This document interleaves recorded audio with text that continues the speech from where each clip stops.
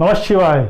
दोस्तों, ग्रहों के स्वभाव के बारे में हम बात करें तो दो ग्रह ऐसे हैं जो ग्रह नह भी होते हुए भी अपना प्रभाव नवग्रहों में पूरा रखते हैं।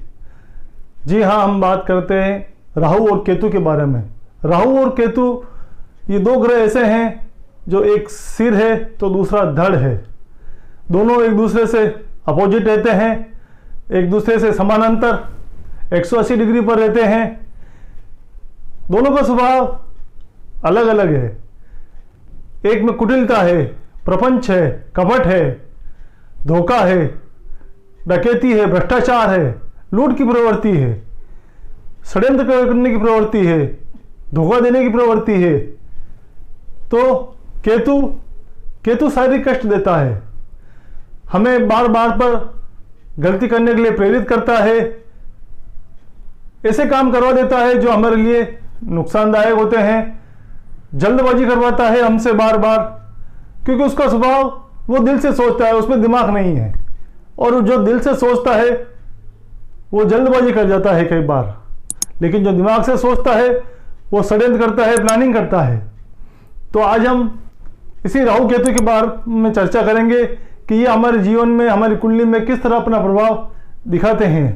तो दोस्तों, राहु अगर प्रपंच है, छल है, अगर ये गुरु के साथ बैठ जाता है तो अनैतिक काम करवाता है, संस्कारों से हमें अलग कर देता है, धर्म से हमें अलग कर देता है, प्रपंच और आडंबर दिखाता है। गुरु राहु का संबंध अगर नवम भाव में है तो ऐसे जो जातक होते हैं वो धर्म के आड़ में धोखा करते हैं, धर्म का दुरुपयोग करते हैं, संस्कारों का दुरुपयोग करते हैं। आडंबर तो इस तरह से करते हैं कि उनके जैसा धार्मिक कोई नहीं, क्योंकि गुरु जहाँ धर्म की व्याख्या करता है, लेकिन राहु जो अंदर बैठा हुआ है वो उसमें कपट लेके चलता है, षड्यंत्र और धोखा लेके चलता है, उसमें कुटिलता भरी हुई है, तो वो गुरु को भी दूषित कर देता है। गुरु और राहु का संबंध चांडाल योग माना गया है, अच्छा नहीं माना गया है। तो दोस्तों, यही अगर गुरु सूर्य के साथ आ जाता है तो मान सम्मान में कमी कर देता है, ग्रहण योग का निर्माण करता है। मान सम्मान अगर आपका कम हो जाता है तो जीवन में बहुत ही अपमान सहना पड़ता है, लोगों से हम अलग हो जाते हैं। दिखावे में तो राहु सूर्य हमें ऐसा प्रदर्शित करता है कि वो व्यक्ति समझता है कि मेरा जैसा सम्मानीय या प्रतिष्ठित व्यक्ति इस समाज में कोई नहीं, लेकिन पीठ पीछे ऐसे लोगों की बुराई होती है। लोगों का सम्मान पीठ पीछे नहीं मिलता है। फिर हम बात करें मंगल राहु की, तो मंगल राहु का संबंध हठ धर्मिता देता है, जिद देता है, और ऐसे व्यक्ति अपनी जिद और हठ धर्मिता के कारण अपना ही नुकसान बार बार करते हैं। मूर्खता भी देता है ऐसा संबंध। मंगल राहु का साथ बैठना मूर्खतापूर्ण व्यवहार समाज में करवाता है।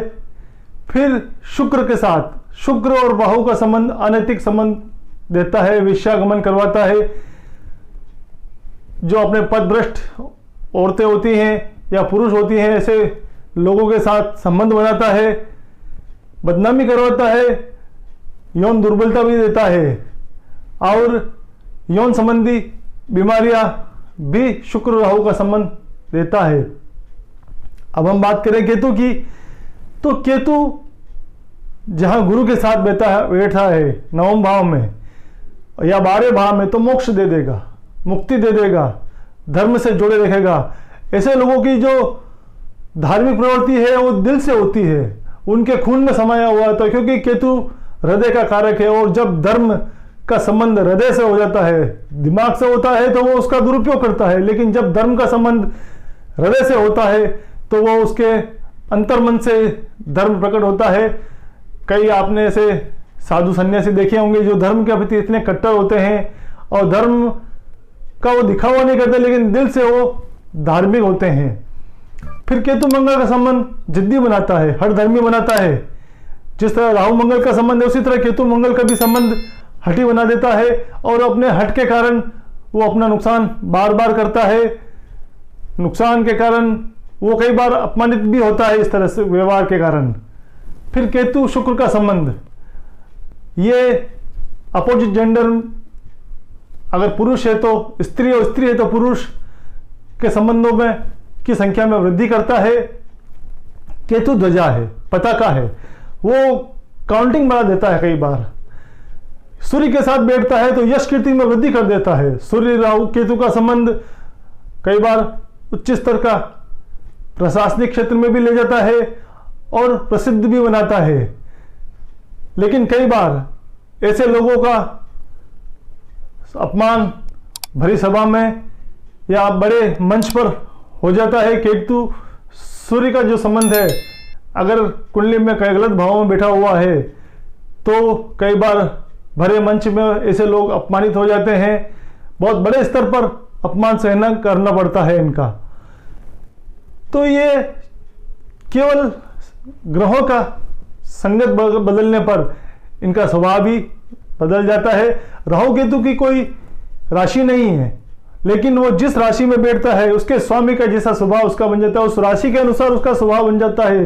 ये दोनों हवा है, धुआं है, और धुआं जिस वातावरण में, हवा जिस वातावरण में जाती है उसी के प्रकार हो जाती है। अगर गंदे वातावरण से निकलती है तो दूषित करती हुई निकलती है, वही अगर फूलों से भरे हुए बगीचे से निकलती है या फिर रसोई से निकलती है तो वो उसका महक लेके निकलती है। तो ये केवल और केवल हवा है, और वो जिस तरह से, जिस प्रवाह में, जिस राशि में, जिस ग्रह के साथ बैठती है उसी के अनुसार अपना प्रभाव छोड़ देती है। तो राहु केतु और कुछ नहीं है, इनका कोई आकार है ना विकार है, केवल एक राक्षस जिसका सर भगवान विष्णु ने अलग कर दिया था समुद्र मंथन के समय। तो राहु केवल सर रह गया और जो नीचे का धड़ था वो केतु बन गया। ये सर्प के आकार का राहु केतु एक दूसरे से ऐसे जुड़े हुए हैं, ये कभी साथ नहीं रहते, 180 डिग्री की दूरी लिए हुए रहते हैं और हमेशा कुंडली में वक्री गति से चलते हैं, कभी मार्गीय होकर नहीं चलते हैं। लेकिन इनका स्वभाव के आधार पर कुंडली में ये बहुत प्रभाव डालते हैं। व्यक्ति के जीवन में इनका प्रभाव सभी ने माना है कि ये अगर राजा भी बना देते हैं तो रंक भी बना देते हैं, प्रसिद्धि भी दिलाते हैं, तो सड़क पर भी चला देते हैं ये। तो दोस्तों, इसी तरह हम आपके साथ जुड़े रहेंगे। हमारा वीडियो अंत तक जरूर देखिएगा। जय श्री कृष्ण।